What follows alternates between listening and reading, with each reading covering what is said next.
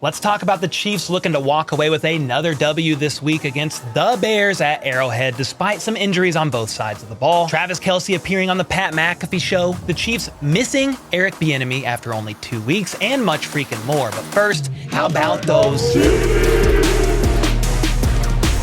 All right, first up, I'm not sure I mentioned this previously, but in order for Chris Jones to play week 2 against the Jags, the Chiefs had to make space on the roster, and the result was activating Chris Jones, obviously, but then they proceeded to waive the recently acquired cornerback that the Chiefs just claimed off of waivers after the Colts waived him during roster cutdowns, and that is cornerback Darius Rush. Well, he ended up clearing waivers, and a couple days later, which was earlier this week, the Chiefs terminated the practice squad contract of defensive tackle Danny Shelton in order to make room for Darius Rush. And as of right now, the 17 players on the practice squad are as follows: Echo Boydo, Dion Bush, Matt Bushman, Cole Christensen, Matt Dickerson, Jason Godric, Truman Jones, Darian Kennard, Chris Oladokin, LaMichael Perine, Cornell Powell, Deneric Prince, Garrett Prince, Austin Ryder, Darius Rush, Keith Taylor, and Montrell Washington. And a couple of those players could potentially find themselves called up for this week's game against the Bears, maybe a wide receiver like Cornell Powell, as well as running back LaMichael Perine.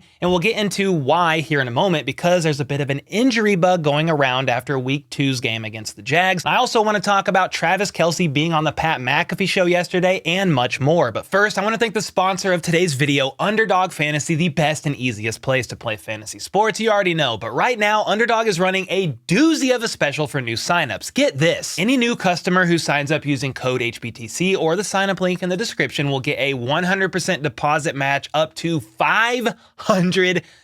That's right. It's normally a match up to $100, but from now until October 4th, it's 5 of those bad boys, 5 hundo. And once you sign up, their app and website is super easy to navigate, and I've been enjoying doing weekly pick'ems based on who the Chiefs are playing, picking higher or lower on 2 to 5 key players from both teams to win up to 20x on Z money. And if you aren't super confident, you can always turn on Pick'em Insurance, which gives you a little wiggle room on your entries. They also have weekly battle royales going on right now that is super easy to play. Only takes 3 to 6 minutes to complete, and they're giving out $300,000 in prizes. So make sure to head over to the Underdog website or app and use code HBTC at sign up to get your first deposit of up to $500 matched. All right, next up, Travis Kelce appeared on the Pat McAfee Show yesterday and said he's not even thinking about his knee anymore, and with him off the injury report this week completely, I hope it is officially a thing of the past. He touched on the Chiefs' slow start offensively this season, saying every year presents its own challenges. The team is young, they are still building chemistry, and as long as they eliminate penalties and mistakes, things are going to be fine.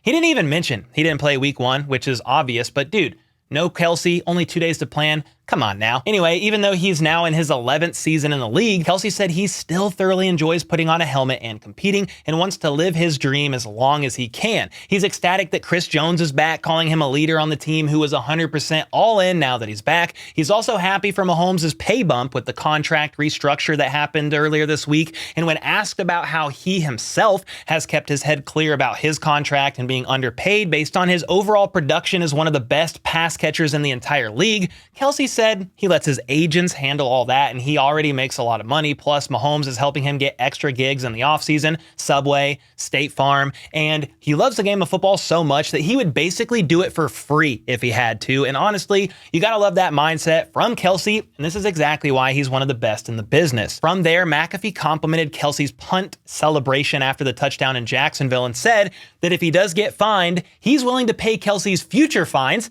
if he wants to keep trying that punt celebration to see how high into the stands Kelce can kick the ball. To which Kelce actually made it seem like he may possibly give it another go in the near future. And then McAfee asked Kelce a pretty interesting question, as it's something that has been discussed and going around lately, and that is about the Chiefs' new offensive coordinator, Matt Nagy, and how things are going compared to the previous offensive coordinator, Eric Bieniemy. Pat asked, does anything change with the offense from Bieniemy to Nagy, or is it always just Andy's offense? To which Kelce replied that Andy Reid always has 51% 100%. At the end of the day, he's going to be the one to make the final call, but it's a collective group that puts together the game plan. Some things changed with Nagy here, yes, but things have to keep changing from year to year and keep evolving. And the reason why McAfee asked that is more than likely because of this graphic that CBS Sports released recently, talking about the Chiefs offense falling from first last year to being tied for 22nd right now after just 2 weeks, then shared the Commanders offense going from 24th last year to 7th this year,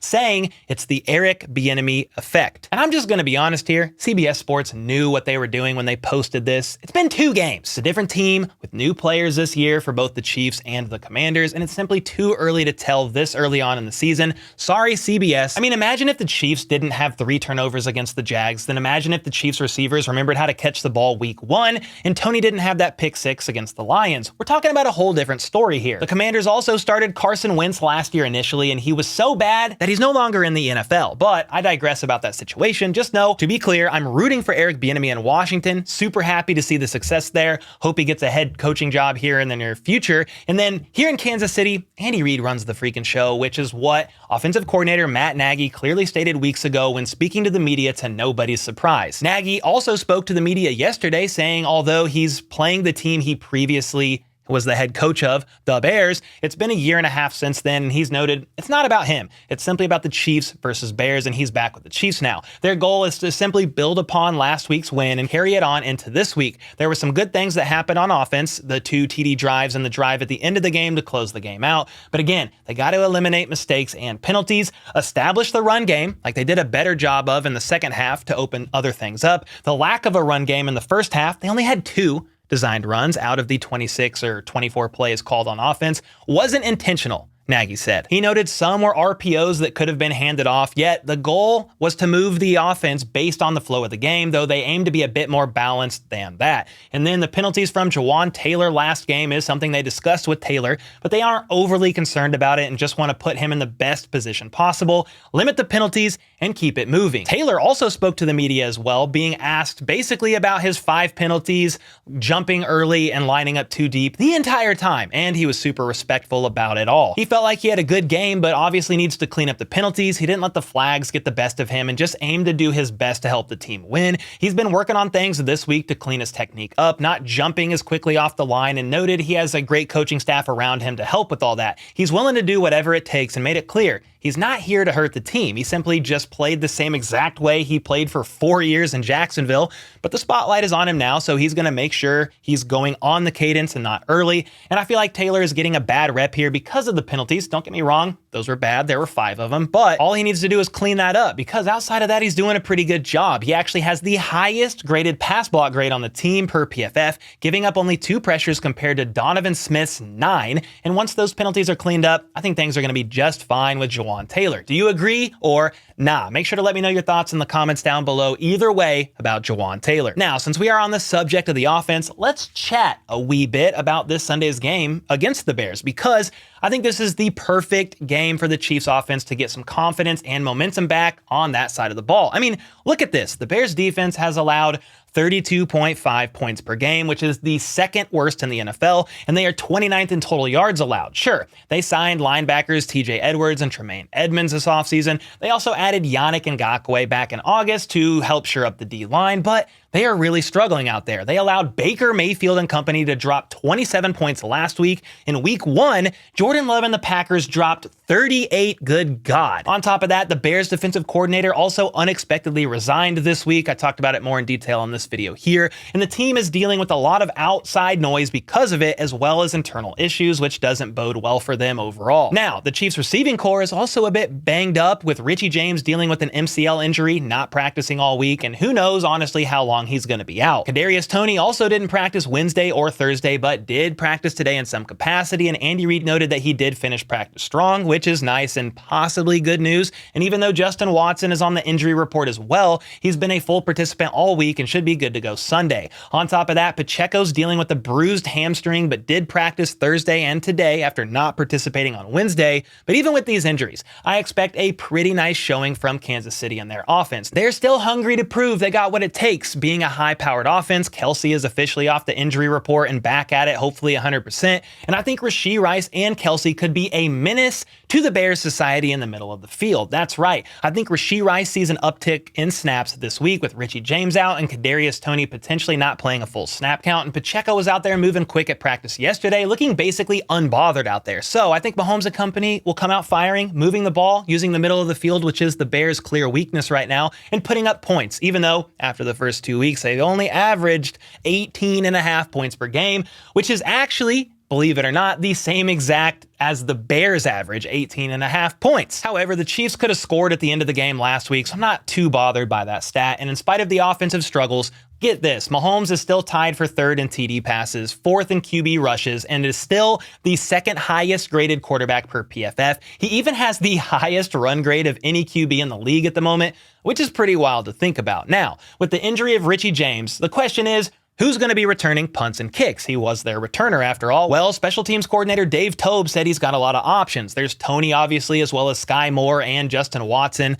I would think they keep Toney away from returning punts right now as he aims to get his sprained toe right. And Justin Watson is probably the next man up, but we will definitely find out Sunday. I guess it could be Sky Moore, but I still have PTSD from all those muffed punts last season. And speaking of muffed punts, Dave Toub spoke about Richie's muffed punt last week in Jacksonville, saying it looked like Richie thought he was in the right position to catch it, and it didn't work out. I mean, obviously, but it was possibly because he lost it in the sun. However, he's a good catcher. It was an odd ball, and Toub doesn't see a problem with Richie going forward, although, quote, he just needs to get better with his MCL injury. And from here, let's flip to the other side of the ball because even though the Chiefs defense has been playing lights out, Coach Spags noted that there's still room for improvement. He said, quote, "We've done some good things, but that doesn't mean those things will continue because it's a whole different challenge this week than it was last week." He's hopeful that things continue trending upwards, shoring up some tackling, improving the run defense on first and second down, and capitalizing on more turnovers. He wants to focus on keeping Justin Fields contained as well, a very athletic, quick, and dangerous QB when he scrambles, and Justin Fields noted in a presser this week that he will be doing that more often, so the Chiefs will need to keep a wary eye out for him. Thankfully, Chris Jones is back though and had a monster game last week, and I truly think he will do the same exact thing this weekend because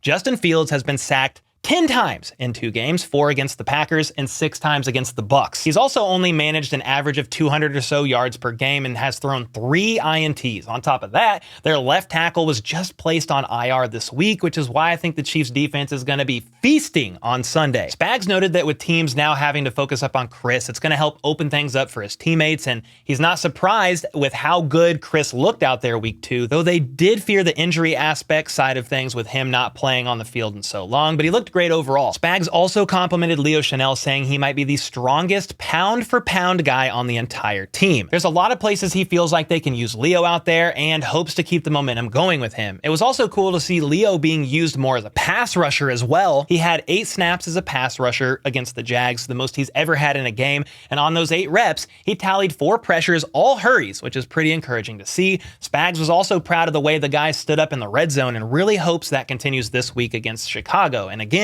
he wants to keep Justin Fields controlled and prevent him from running out of the pocket, and that will help things a lot down there in that area of the field. And honestly, I think the Bears offense, who do have some weapons in DJ Moore, Chase Claypool, Khalil Herbert, among others, have a very tall task at hand. They're coming into a hostile environment, Arrowhead Stadium, facing a Chiefs defense that is currently the 3rd best in points allowed, averaging only 15-ish points per game on paper. But if you remove Toney's pick 6 from the equation, the Chiefs defense has only averaged 11.5 points allowed per game. My only concern here is the fact that Nick Bolton will more than likely not play out there as he deals with recovering from an ankle sprain and didn't practice the entire week. On top of that, Willie Gay didn't practice Wednesday and was limited Thursday and Friday in practice as he deals with a quad issue. I will say, I am very glad the Chiefs went out and signed Drew Tranquill, quite possibly the signing for the Chiefs of all signings this offseason, because he can play in Bolton's stead, and Leo Chenal has been looking awesome out there as well. So,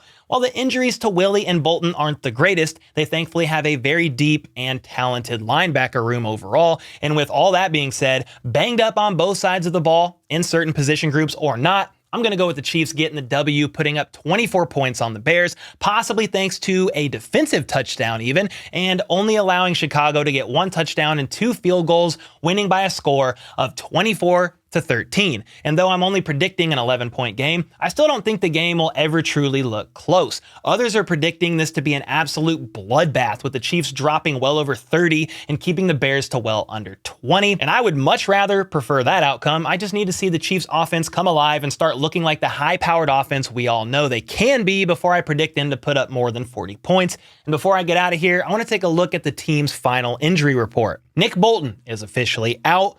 Willie Gay Jr., meanwhile, is questionable, did participate in a limited capacity during Friday's practice. Richie James, out. Isaiah Pacheco, questionable. Kadarius Toney, questionable. I would assume Pacheco plays, and if Toney plays, it's going to be on a snap count. Willie Gay, I am not sure. I hope he's able to go.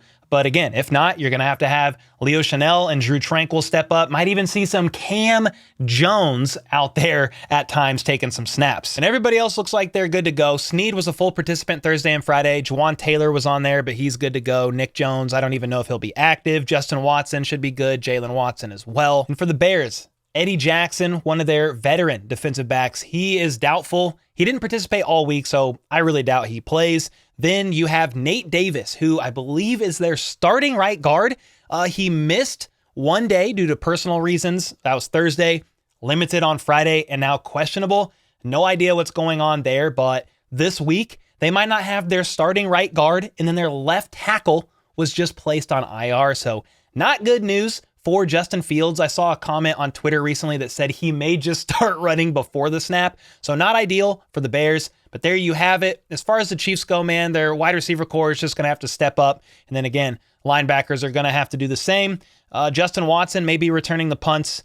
And there you have it. So you got to let me know your thoughts on this injury report. Are you concerned at all about the linebacker room or the wide receiver room? Or is it next man up and you think it's going to be plenty fine considering it's against the Bears? So let me know all your thoughts on that in the comments down below. And until next time, let's go. Let's freaking go. How about those Chiefs?